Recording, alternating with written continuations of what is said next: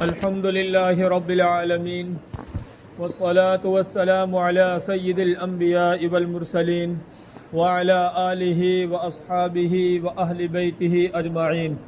أما بعد فأعوذ بالله من الشيطان الرجيم. بسم الله الرحمن الرحيم.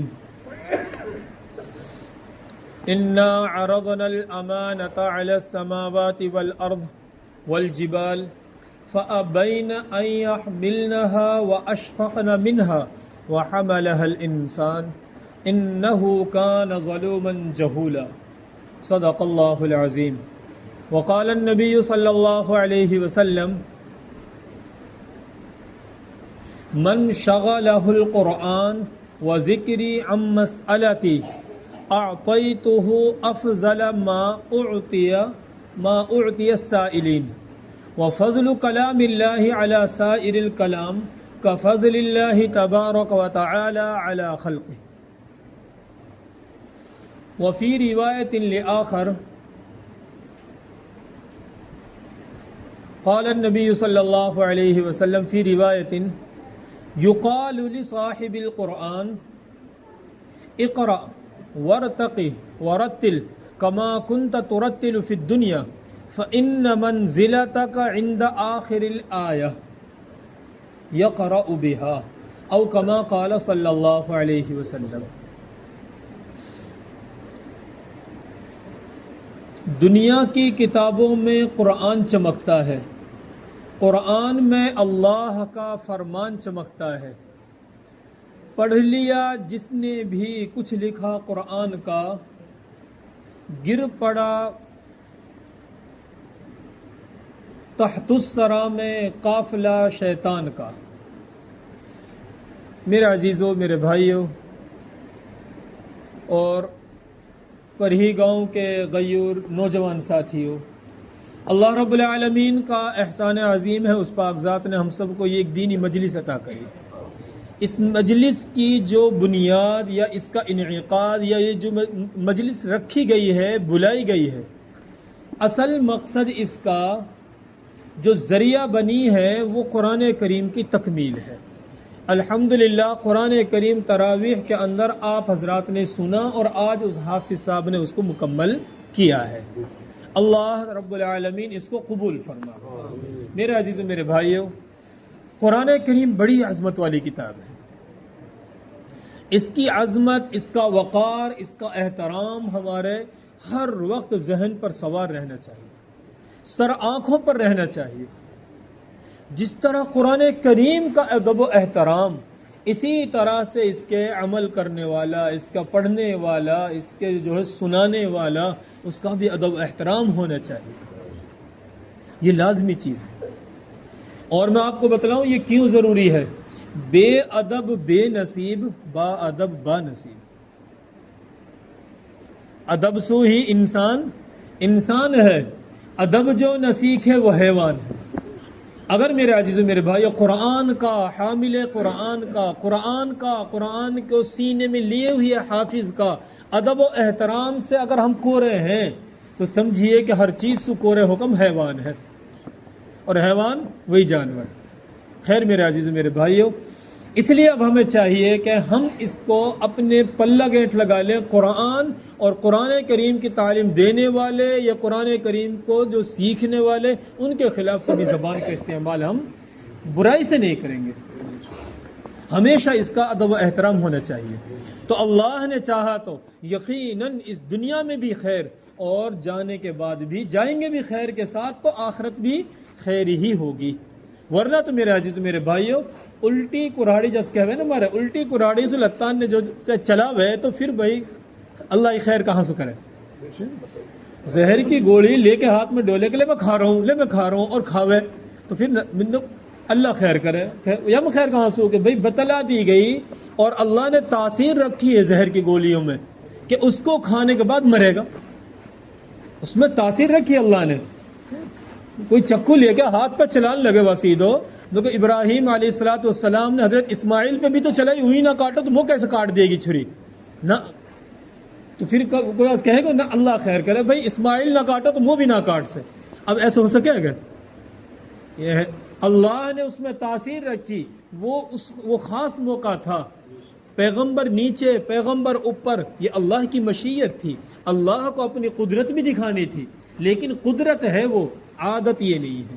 عادت کیا ہے کہ چھری چلے گی تو کاٹے گی۔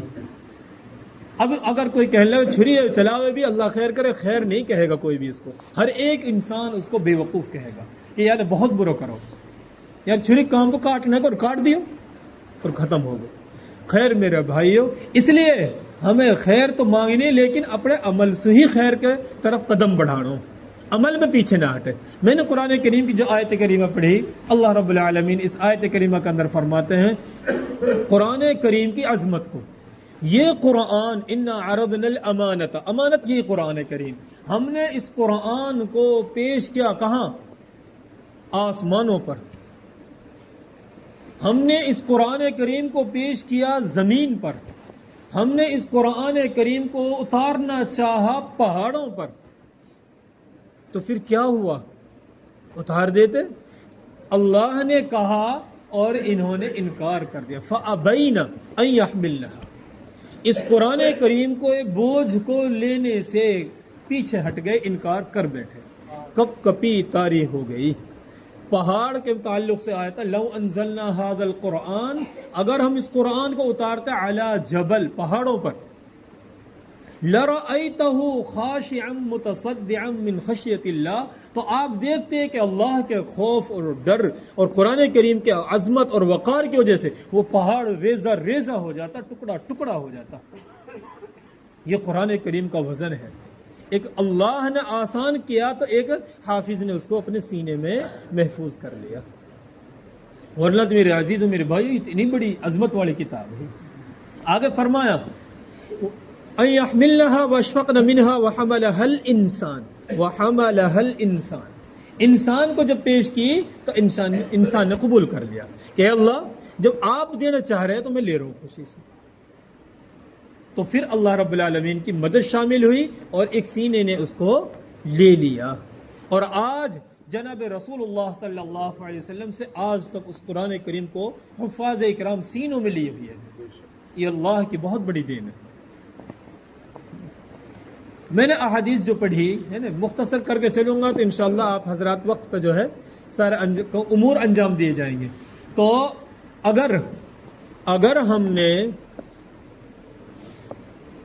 تو میں آپ کو یہ کہنا چاہ رہا تھا کہ احادیث کے اندر جو میں نے آپ کو سنائی ہے، اللہ رب العالمین نے بھی یوں بیان کیا، ایک اللہ کے نبی نے جو پہلے حدیث میں نے پڑھی کہ اگر قرآن کریم اور اللہ کی یاد، من شغلہ القرآن و ذکری، اگر قرآن کریم کی تلاوت اور اللہ کی یاد سے اس کو مشغولیت کی بنیاد پر اللہ سے مانگنے کا وقت نہیں ملتا، عن مسئلتی، اللہ سے مانگ نہ سکے، رات دن قرآن میں لگے، بھائی جو حافظ قرآن سنائے گا وہ تسبیحات اگر پڑھنے لگے تو شاید اس کا نقصان اتنا ہو جائے گا بہت زیادہ کہ وہ اس کو سپارہ یاد نہ ہو سکے گا، یا اس میں جو کمزوری رہ جائے گی۔ اللہ کے نبی نے پہلے ہی کہہ دیا اگر کسی کو حافظ کو قرآن کریم کی ذکر، قرآن کریم کی تلاوت، قرآن کریم کے پڑھنا اور اس کو پڑھانا، اس کو سیکھنا، اس کو سکھانا، اس کی وجہ سے اللہ سے مانگنے کا ٹائم ہی نہ ملے، تو پھر کیا فرمایا آگے اللہ کے نبی نے فرمایا اعطیتہ افضل، اللہ پاک فرماتے ہیں کہ میں اس کو، اللہ پاک میں اس کو افضل ما اعطیت السائلین، میں اس کو مانگنے والوں سے زیادہ دیتا ہوں۔ میں مانگنے والے جو رات دن ذکر کر ہوئے اللہ کے سامنے ہاتھ پھیلا کے مانگ رہے، ان سے بھی زیادہ دیتے ہیں۔ تو اس سے اندازہ لگے گا کہ قرآن کریم کا کیا مقام ہے اور اس حافظ کا کیا مقام ہے کہ ہم مانگ رہے ہیں اور وہ مانگ بھی نہ رہو، قرآن کی تلاوت کرو اللہ والو، پھر بھی زیادہ دے رہو، ہمن سے زیادہ دے رہو، اور اللہ کے کلام کو کیا فضیلت مقام حاصل ہے۔ حدیث یہ کہتی ہے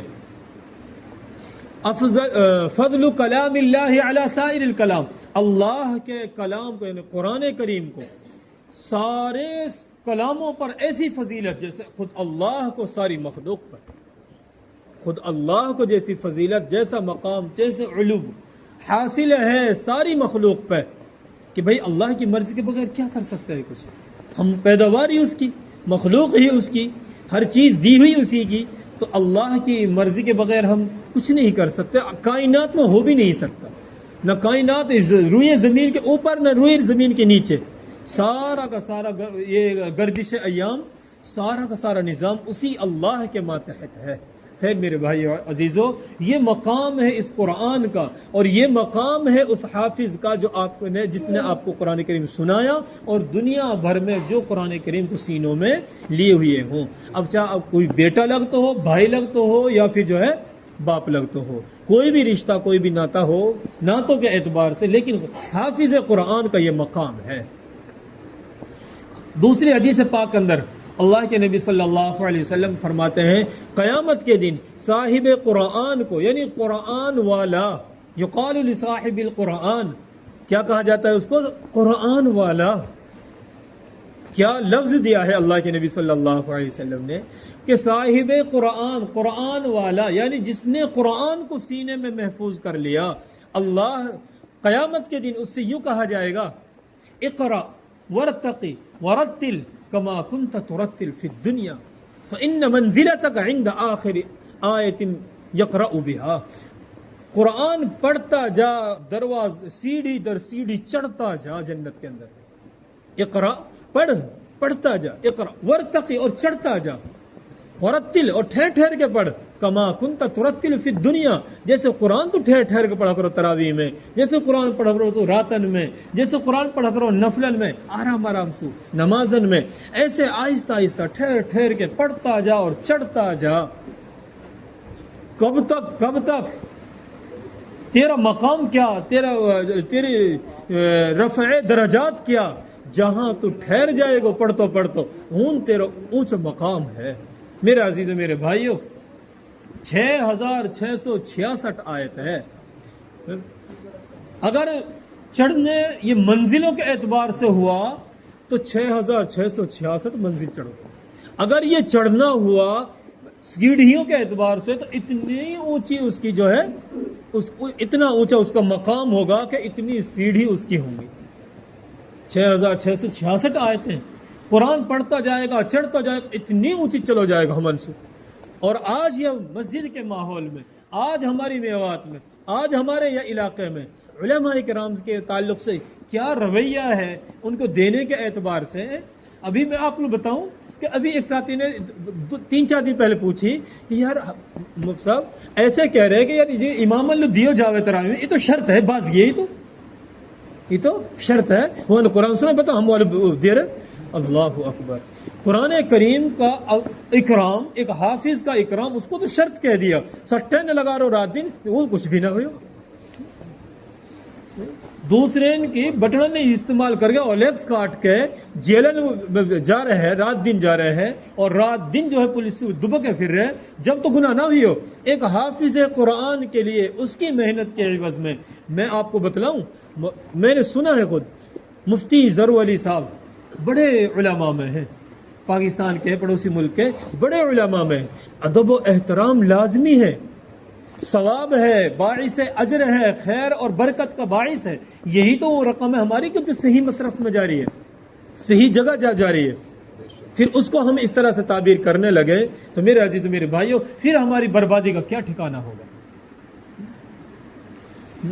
ہماری میوات کو چھوڑ کر شاید اگر آپ حضرات جماعتوں میں بکثرت جاتے رہتے ہیں، امام صاحب کا، اس حافظ کا جو قرآن سنا رہا ہے، اس کے ذمہ نہیں ہوتا کہ وہ دسترخوانوں کو دھوبے یا صاف کرے. اس کی ذمہ نہیں ہوتا کہ وہ لوٹانے صحیح کرے، نالی پہ تیجاب گیر کے صاف کرے.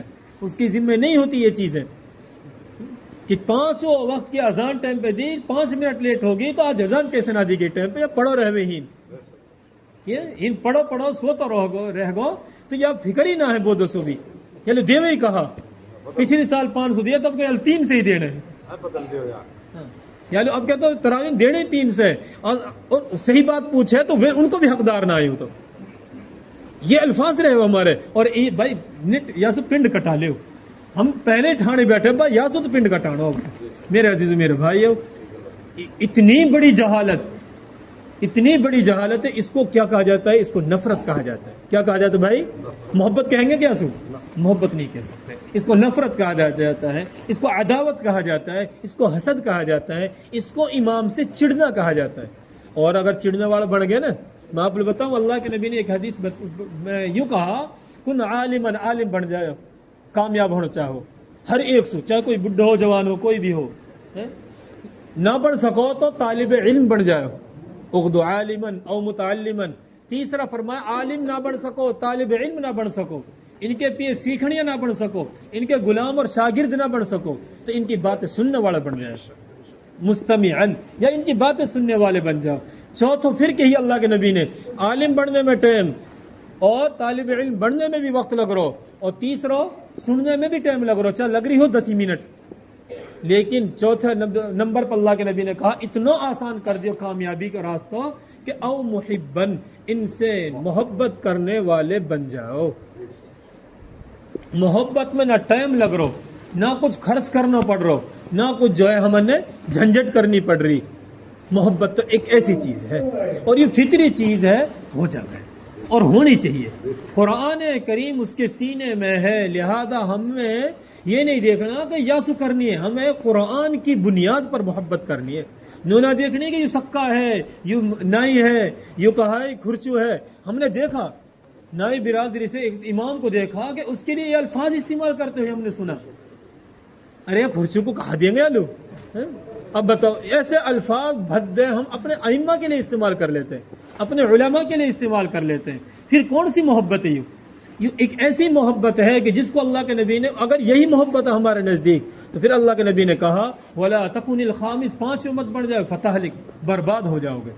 آج ہماری قوم جو بربادی کے دہانے پہ ہے، میرا تو یہ خیال ہے اللہ کے نبی کی حدیث کی بنیاد پر، میں یہ کہتا ہوں اللہ کے نبی کی حدیث جو میں آپ کو سنا اس کی بنیاد پر بربادی کا سب سے مقدم یہ ہمارے الفاظ اور یہ ہمارا رویہ ہے ائمہ حضرات سے۔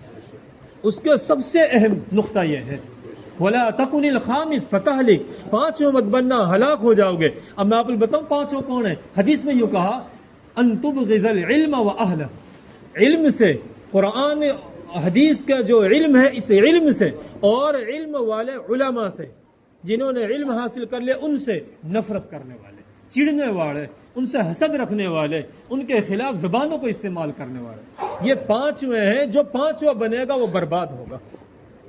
میرے عزیزو، میرے بھائیو، کیا اعجاز ہے ان کا، کیا اکرام ہے۔ آپ اس حدیث پاک سے اس کا اندازہ کر سکتے ہیں۔ ایک آخری حدیث سنا کر میں بات کو جو ہے مختصر کروں۔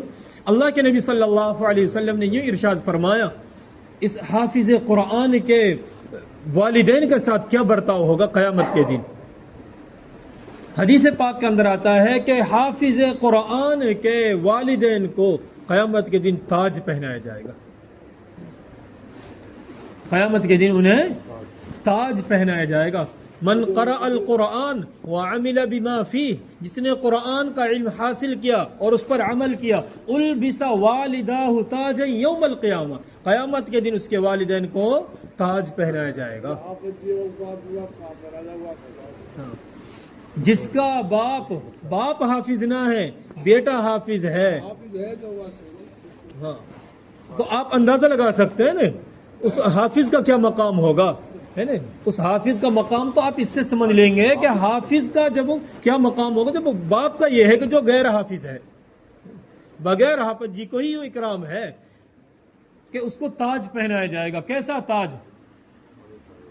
حدیث پاک کہتی ہے ضوءہ احسن من ضوء الشمس فی بیوت الدنیا لو کنت فیکم، اگر سورج دنیا کے گھرن میں سے کسی گھر میں آ جاوے، اگر سورج دنیا کے گھروں میں سے کسی گھر میں آ جاوے، گھر میں آنے کے بعد پھر جو ہے اب اس سورج کی روشنی کس قدر عام اور تام ہوگی، کس قدر وہ روشنی اس کو منور کر دے گی، آپ خیال کیجئے، اس کو سوچئے، اس کو اس سورج کی روشنی کے مقابلے بھی اللہ کے نبی نے احسن لفظ استعمال کیا،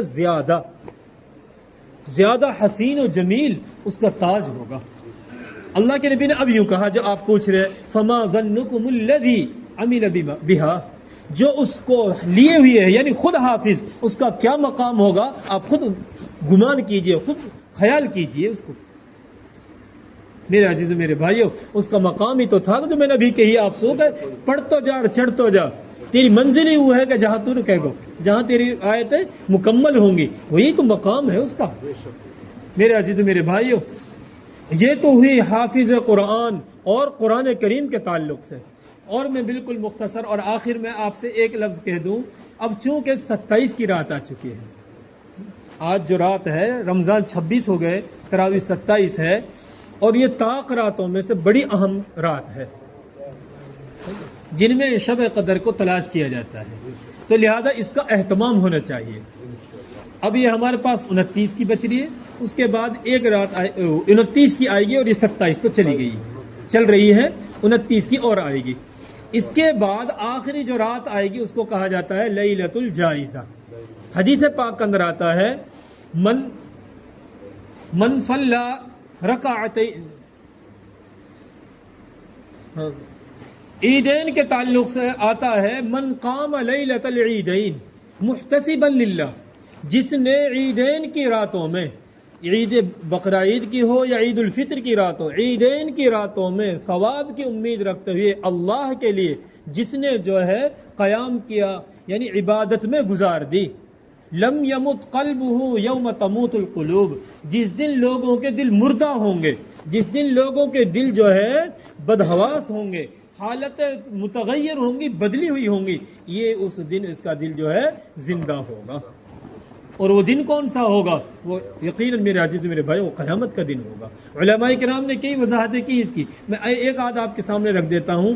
قیامت کا دن وہ دن ہوگا جو بڑا ہولناک دن ہوگا۔